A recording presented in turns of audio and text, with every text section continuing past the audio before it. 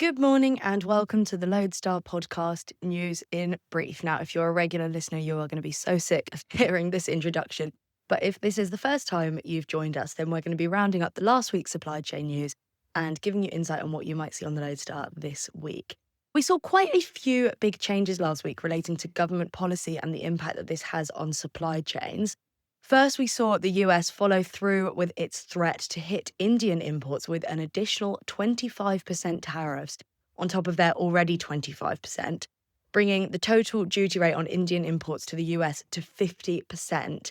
And this is said to be a penalty for using Russian oil, but it obviously throws a huge curveball in many companies' China plus one strategy. Last week, we also saw the Turkish government announcing that vessels owned, managed, or operated by an entity related to Israel and any ship carrying Israel-destined military cargo would not be permitted entrance to Turkish gateways. So then, obviously, Israeli carrier Zim had to reroute its vessels away from Turkish ports, and this just kind of re-emphasizes how much more exposed Zim is than its competitors to geopolitical and regional tensions, with it also having been designated as one of the explicit targets by the Yemen-based Houthi militia. There has also been the news that postal services for business shipments to the US from many countries, lots in the EU, Singapore, India, there's quite a few others, were halted due to new processes required by US authorities. This is in relation to its de minimis exemption. There is no timeline as to when these services will resume, as the rules on how to collect duties and transmit the right data for the postal shipments, in the words of the Air Forwarders Association's Brandon Freed, simply aren't clear yet. And he said that postal networks don't want to risk moving packages that they can't process correctly. So that is on hold at the moment. There are other services available, such as express or e-commerce services, that will still be viable for shippers and forwarders. It is just postal. And as I mentioned, this was due to the ending of de minimis exemptions in the US on the 29th of August. So now I've given all that context, I'm joined by Alex Lennane to give us kind of a broader view of how all of this has impacted the air freight market. So what happened, Alex, last week? Well, as you know, Charlotte, I've been on holiday and so I've been a bit out of the loop. August is normally quite a safe time to be away from the news. This year, not so much, actually. What with the ending of de minimis exemptions to the US on Friday and a flurry of postal services postponing parcel deliveries to the US, I feel I've missed a bit. But I've been catching up, and in general, according to our sources, air freight remains pretty dull. Overall rates fell 1.7% in the past week over the previous week, according to TAC Index. No one seems to be expecting a huge dive following the ending of de minimis because the biggest market, China, has already been through it. One interesting point made by Tom Crabtree, who is an analyst for Drury, is that air could see some modal shift. Ocean rates have this year dropped much further than in air, and with more reliability from like the Gemini Alliance, air seems to have lost its edge. There doesn't appear to be much expectation of a real peak season. We'll have to see about that. Tom Crabtree advised companies to look at markets outside of the US, and that does appear to be happening. And a Chinese forwarder added that airlines seem to be managing rates quite well by switching capacity about and adapting fluidly. One temporary point of interest that I've just learned about is that there is a Chinese military parade on Wednesday, which will lead to operational disruption at various major airports, including Beijing, Zhengzhou, Shanghai, Chengdu, and Chongqing. But otherwise, overall, the market is soft, unpredictable, of course, owing to US policy decisions. Of course, but it isn't just US regulations that are causing supply chain issues at the moment, though sometimes it does feel like that. But the deadline for the third phase of the EU's Import Control System 2, most commonly known as ICS2, for road and rail has reportedly been postponed by 15 member states. Alex, what might the impacts be for European importers? Well, the European Forwarders Association, FICAT, has warned of serious blockages. It already asked the European Commission to postpone the introduction of this. But what it actually did instead was to allow some member states to delay, which means from Monday, there is now a two-tier system in place, which is not ideal. The problem is the number of declarations which will be needed, as well as frequent ICS2 outages and inconsistency. So only a small number of trucks can cause a blockage. So it only takes a few to really gum up the borders. Essentially, really. Everyone needs to be on top of which countries have mandated ICS2 for road and rail from Monday and which have postponed. Well, you can find that out on the loadstar.com. While we're on the rail and road freight industry, there was also an update that the proposed US rail company merger between Norfolk Southern and Union Pacific had been facing opposition. So, who is against this and what is it going to mean for the company's plans? Well, to be honest, it comes as absolutely no surprise that unions and shippers are opposed to this UP Norfolk Southern mega merger, but the other rail carriers are also against it. To make this situation even more confusing, there's also been quite some upheaval at the Surface Transportation Board, which effectively will be making the decision on the mergers. And the chair's effectively been fired, which you can read about at Loadstar.com. As we predicted when this story started, to be honest, there is a very, very long way to go before this merger, if it ever does, goes ahead. So I think it's a long-running story right now. But talking of the unions, there has been an interesting development in the Port of Virginia. It's being sued by the ILA, which claims that the port is introducing automated equipment via the back door and without consultation, despite an agreement in the master contract that the union has to be consulted over any automated equipment. Now, this could be a very interesting case, which could determine or not how US ports modernise. So I think that's the most interesting union story of the week. Yeah, the ILA versus automation is definitely one that is ongoing and will have very big repercussions. We will keep you all updated with that. Finally, Alex, what have we had on premium this week? Well, it's been pretty good, actually. I think Sanjay's holiday has stood him in good stead. Premium has revealed a fascinating battle between DSV and Kuehne and Nagel. Kuehne and Nagel is said to be looking to really take up any lost customers from DSV and is preparing for a big old battle with it. It's been gathering Schenker management, including its new head of sales. And DSV, in the meantime, may be finding that it hasn't done its complete due diligence on Schenker in its rush to win the deal. Premium reports that there will be cost-cutting and redundancies at DSV. It also had an insight into UPS, as well as a deep dive into everyone's favourite tech company, WiseTech. So there's a lot in there from last week. Yeah, I strongly encourage listeners and our regular readers to go and have a look over on Premium. Thank you so much, Alex. Really appreciate your help. Thanks. I'm now joined by Gavin van Marle to talk all things ocean freight. And I want to start on ports because we had a few interesting stories on this last week. First, we reported on Alphaliner's first half of the year port throughput data. So, Gav, which ports were the winners and losers of the first 6 months of this year? Starting with the top 10, virtually nothing has changed, right? It's still Shanghai at the top, Singapore second, and Ningbo third. You know, if you looked at the top 10 ports, 7 of them are in China. But without doubt, the big winner of the first 6 months of 2025 in terms of port throughputs has been Malaysia's Tanjung Pelepas.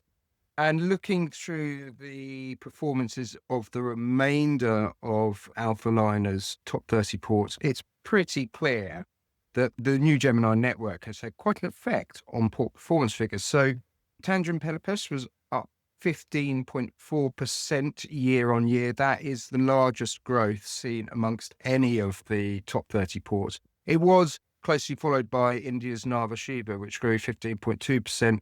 The growth in Nhava Sheva was largely on the back of higher export volumes coming out of India. But for our listeners, I think the most interesting sort of takeaway was really Tanjung Pelepas. Famously, Maersk and Hapag-Lloyd opted to use it as their sort of central hub on Asia-Europe, Asia-Middle East, Asia-Oceania. It is the de facto global hub for the Gemini network. And so little surprise to see big volumes there. The other port, and I'm just going to pick out one other here, just to show you how the new Gemini network has affected things, is Hamburg.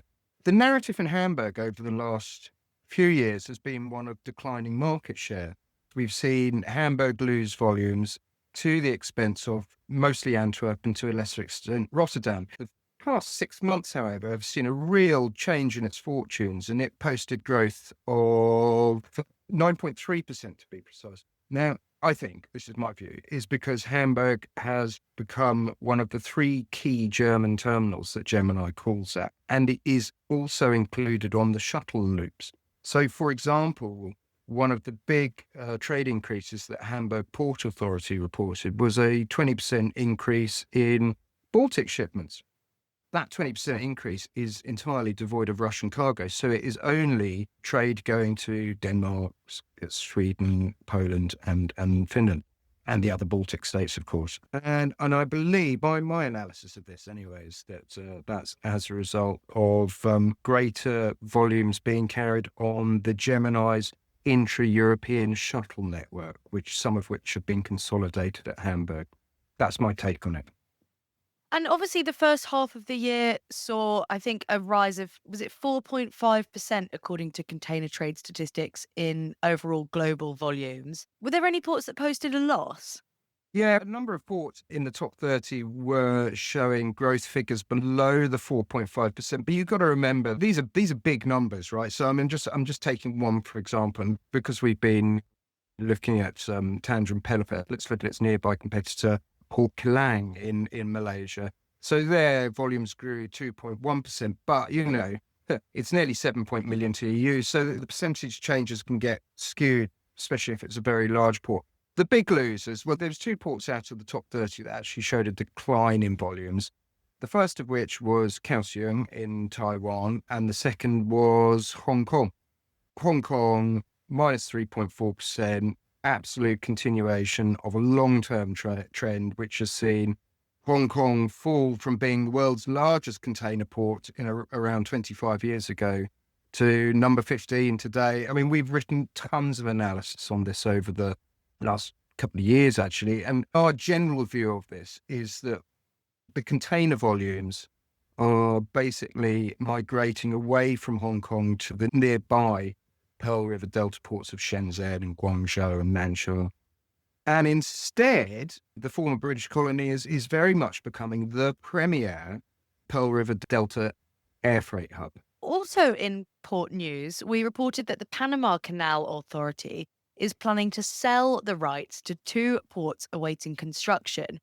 And we kind of theorise that this could be a bid to dilute the possible looming power of COSCO and MSC on the waterway. What do you make of this, Gav? A few weeks ago, we talked about Santos. And yeah, the authorities there sort of barring existing terminal operators from bidding for a new terminal in preference to have new entrants because they thought it would create greater competition. I think this is exactly in the same vein as that. There's no question of the canal interfering with whoever takes over the Hutchison concessions. Those are done. But say the original scenario, MSC acquires the Hutchison ports facilities at Balboa and Cristobal. They would then control around 50% of the country's port capacity. I mean, I think it's entirely understandable that the country's competition regulators, apart from anyone else, but also, their maritime interests, would not want to see MSC further consolidate that level of control above the circa 50% that they may acquire if the Hutch deal goes through. I think it's very understandable. On a more general note of the ocean freight market, I did a report last week that discussed the race for cargo between carriers that is set to commence in Q3, because obviously volumes are expected to dip. And it's also important to note that the global fleet order book is nearly at 10 million TEU. And while we've already got this overcapacity that's starting to manifest, but analysts at Sea Intelligence warned shippers to expect increased blank sailings ahead of Golden Week as carriers try and manage this overcapacity. So there's kind of lots of factors at play in the supply-demand equation, and the market is so uncertain right now. But what are rates looking like at the moment? Obviously, they're quite a good indicator of market dynamics. I mean, there's been 10 consecutive weeks of decline. What happened last week? So last week, interesting, a bit of divergence. And I'm going to preface this with recalling what we've said before between a weird correlation between the Drewry's World Container Index, principally, and the Shanghai Containerized Freight Index. And these two indices can move in slightly different directions. The WCI, along with the Freightos FBX and Zenita's XSI, are very much indices that reflect spot rates paid over the last week, whereas the SEFI normally indicate or collects freight quotes for the forthcoming week.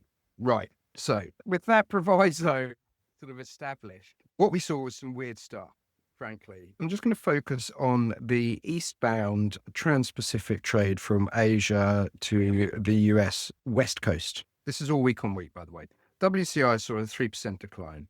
The FBX saw a 10% decline. The XSI was flat, very marginal 0.5% decline.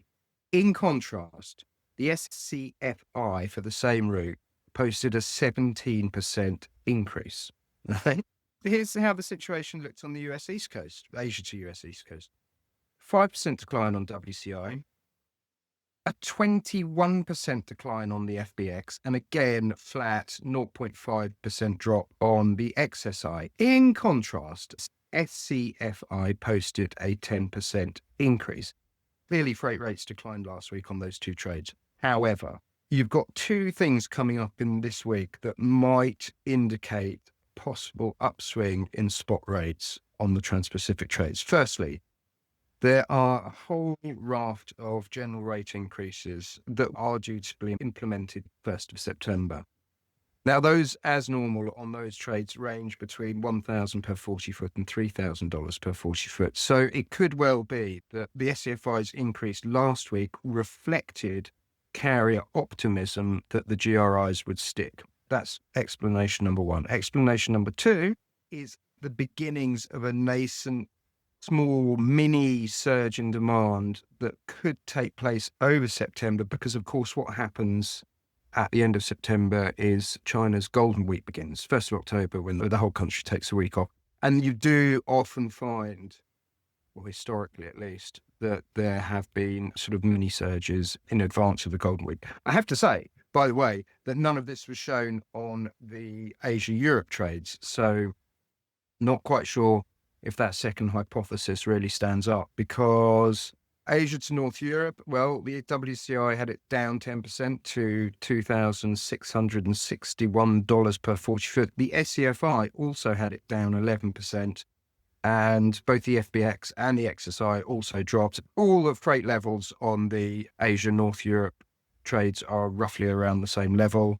And you see a similar thing on the Asia to Med routes, 5% down on WCI, 3% down on the SCFI, and flat, showing minor declines on the FBX and XSI. So that's really where we are in terms of rates. Just a couple of things to look forward to, of course. We've got the US Trade Representatives 301 rule coming in about a month, so people are starting to redeploy tonnage.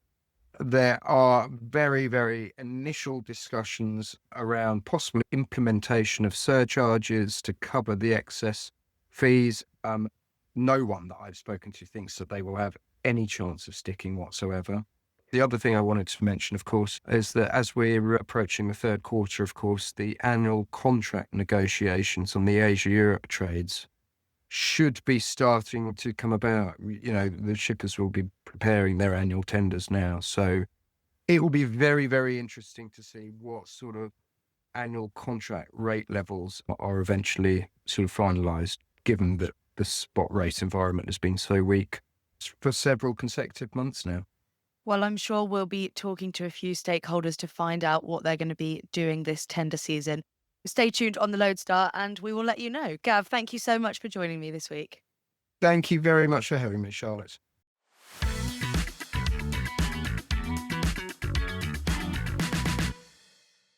So now we have rounded up all the main points from last week's supply chain news. Here is what you might see on the Loadstar this week. Well, we're going to start to be seeing the impacts of the end of de minimis on volumes and rates. And also, I'm going to try and speak to some shippers and forwarders who are involved in the India-US trade to see just how badly they have been affected by the additional 25% tariffs and what they now plan to do to mitigate their supply chain costs.